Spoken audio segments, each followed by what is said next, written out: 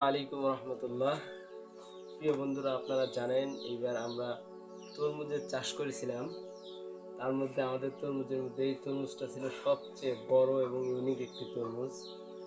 তো আজকে আমরা এটা কেটে দেখবো আসলে কালার কেমন, স্বাদ কেমন। ইনশাআল্লাহ সাথেই থাকবে। বিসমিল্লাহির রহমানির রহিম।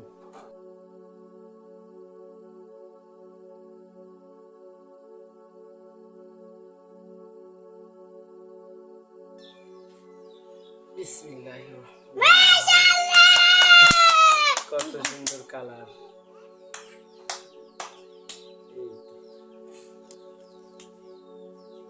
আল্লাহু আকবার।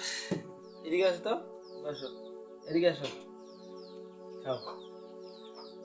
কেমন লাগে? হ্যাঁ,